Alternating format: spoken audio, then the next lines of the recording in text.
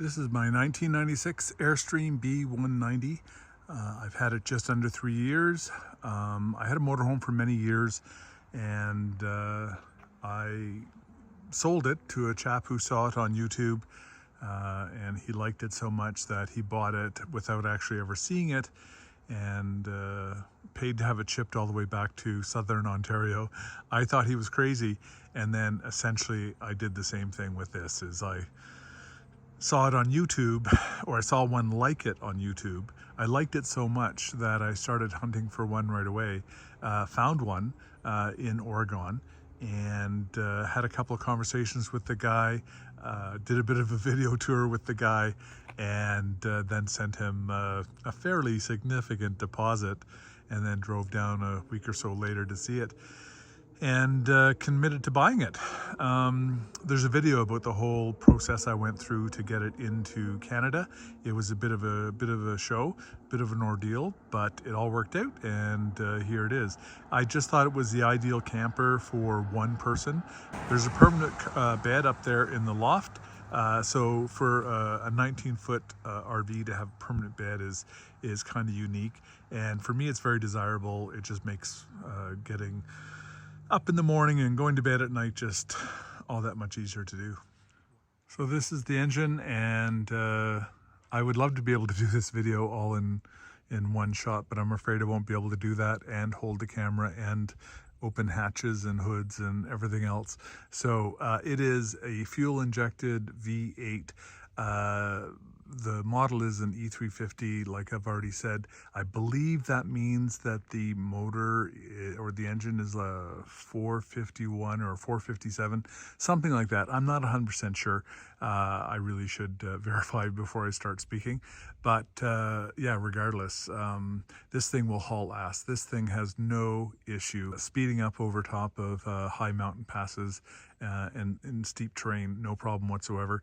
I spoke to a guy one time when I was camping. He had worked at the Ford factory in southern Ontario for something like 35 or 40 years. And he told me that these were trucks that were built to look like vans.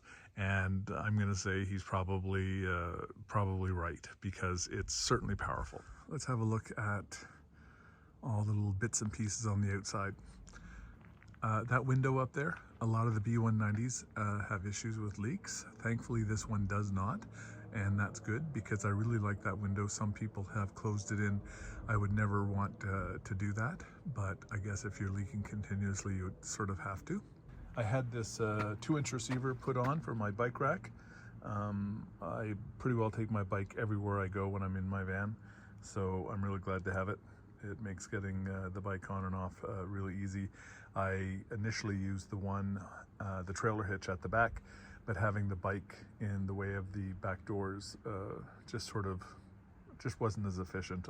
So I spent the, I don't know, $380 or whatever it costs, and had this put on the front. The headlights were badly oxidized. I have bought one of those kits off of Amazon and spent, I don't know, probably 2 hours with varying grades of sandpaper and liquids and polishes and everything, and cleaned them up. It did work. They're way better than they were, but in my opinion, they're still not that great, and probably one of my projects I'd like to do is to replace the headlights altogether. The entire body of the van and the fiberglass had blue pinstripes on it. I've taken all the pinstriping off of the fiberglass, and the previous owner had taken it all off of the body. I don't know why, but on the front of the hood, there's still like a residue, and you know, leave your comments, but I have tried everything to get that off, and I cannot get it off, including power tools and compounds and everything, and it doesn't work. The residue that you can see, you can't see it, but to the naked eye, it's all very visible along this side of the van as well. But for some reason, on the passenger side of the van, it's not evident at all. So kind of odd. Tires are pretty new on it. Brakes are pretty new. It's got this running board that runs the length. Some folks have taken it off. I've considered it. I sort of have a love-hate relationship with it. In some ways I think it adds to the van, and then in some other ways I think it detracts. I blackened up the door handles. I've used a couple of different products, and I can't remember what it was that actually worked. I think I polished them with Compound 67 and then used this product called Bring Back the Black or something like that.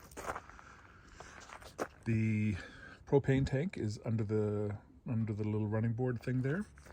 I don't know if it's going to pick up on the camera. Yeah, you can just see some of the infrastructure there. I had the awning installed. It's a Thule 8.5. I really like it. I like how it works. I like how it looks. I like the fact that it's black. It's not exactly in the right orientation. It's slightly angled down when it should be just about perfectly perpendicular. I have to take it off and just do some sort of jury rigging to make it more perpendicular. The function is fine, but what's happening apparently, according to Thule, is the fabric is slowly working its way out of its proper orientation, and that's creating that little gap at the front, which obviously the bigger it gets, the more likely wind is to get in under there and cause something catastrophic going down the highway, which would be horrible. All my upper windows, except the front windshield window, have leaked. I have resealed all of them. The other thing I've done is I've taken great pains to make sure that all the weep holes and tracks are clear, so any condensation that does get in there can properly leak out. I've also put these little rain gutter things on. You can just probably barely see them because they're black, but they help shed the rain away from the window. Yeah, you can sort of see it on this end better. So that's good. So this was like a cable jack thing. I sealed it up. I got rid of the wiring and sealed it up. This is your fresh water. Kind of awkward having it on this side. Sorry, freshwater tank fill. Kind of awkward having it on this side because, you know, mostly in campgrounds or dump sites, you pull in and you do everything you need to do on the driver's side. So it's kind of weird, but I understand why they did it, because the water tank itself is right under the kitchen cabinet, which is here. We'll see that when we go inside. And directly opposite that is the onboard generator. So I think they do that to balance out the weight. That's the exhaust for the furnace. And then this is the hot water tank. It's 6 gallon, and it runs only on propane, but there is an electronic ignition switch on the inside, which really helps. It's nice to have. Some of the Airstream branding, which I won't be removing. Also, I'll talk a bit more about this later, but basically from that slant in the roof right there to the back here, there was this really silly luggage rack, cargo rack thing. I removed it. I had a few leaks in there. There was 2 holes for every little stanchion, and I think I counted 26 or 28 holes with the luggage rack, and at least 2 of them were leaking. So I removed it and filled all the holes. I'll talk. So this is the back. See that little gap in the gasket that runs around the center of the fiberglass? Just about all of them have that gap. I think the rubber has just shrunk over the years. The third brake light directly under that is actually been removed, and that's just tuck tape, and I hope it looks like a third brake light, but I don't know, it might not. Finding one that actually is flush mounted to match what was already there is just about impossible.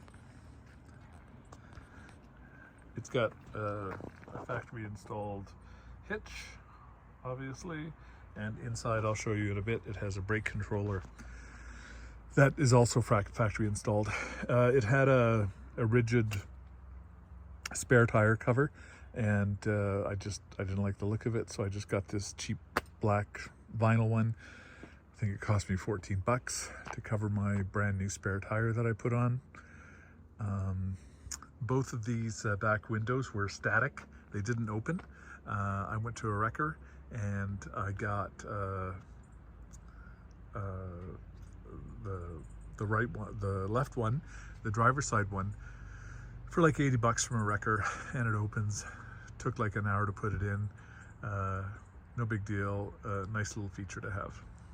So here we are on the roof. It's pretty dirty, but I have spent a ton of time up here doing all kinds of work this summer. So at the very front, you have a fairly new fantastic fan that was installed by the previous owner. Speaking of which, I'm the third owner. The original owner paid $54,000 for this in some town in California, brand new. So towards me, behind the fantastic fan, you can see all those little dabs of Dicor. That's where they had some sort of a TV satellite dish thing, and they had wiring infrastructure that ran to the right, and just to the top right of the solar panel here, you can sort of see, this solar panel up there, you can sort of see where the roof is kind of roughed up. There was a large hole there to bring all the TV infrastructure into the van. Originally, over sort of in this corner, there was a 20-watt solar panel installed by the dealership, and there is a housing directly under the solar panel.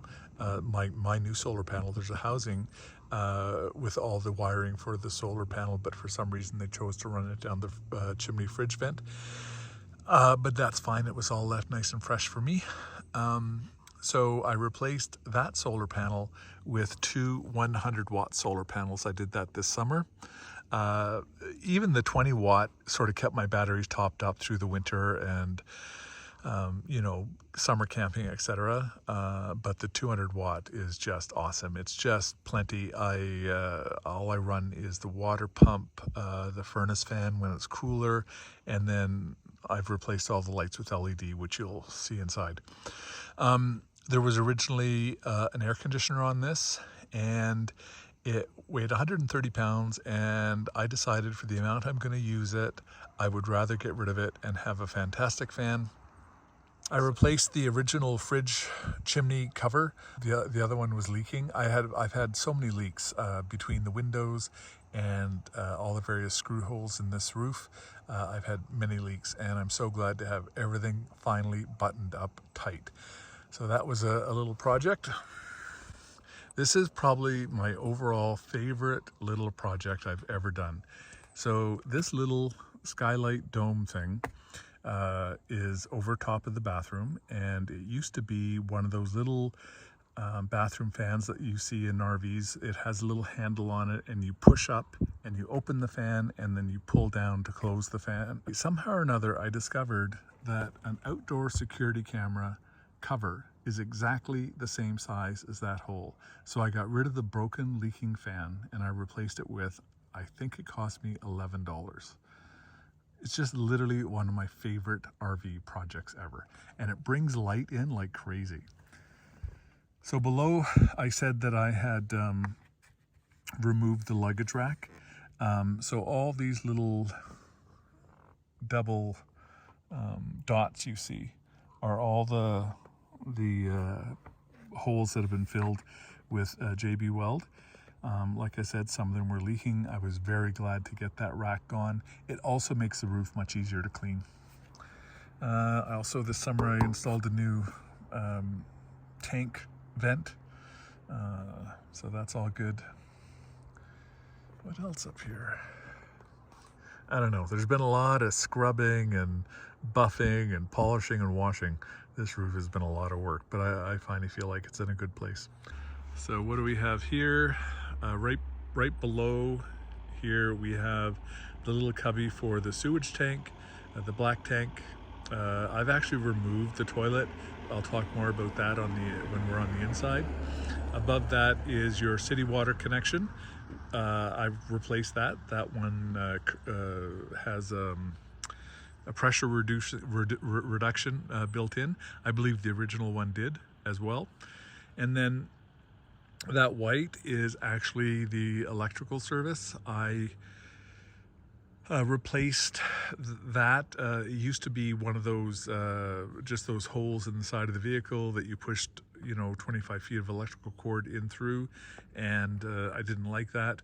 So $55 Amazon, I got that, cut the electrical cord, hooked up the remnants to that, all good, easy peasy. This is the fridge vent. I believe it's the identical fridge vent to what Airstream still makes today or uses today.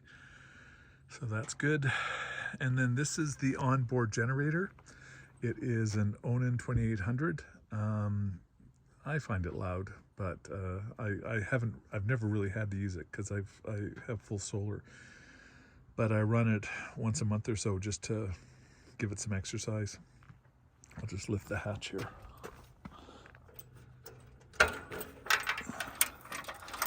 So that's it. I never use it. That would be a great cubby to put the house batteries in, but I just feel like it's such a feature to have that I don't want to get rid of it. This van for me really it's not just a means of road tripping and going camping. It's almost like a hobby in itself. I just really like the vehicle. Here's a few updates and additions since the original video clips were shot.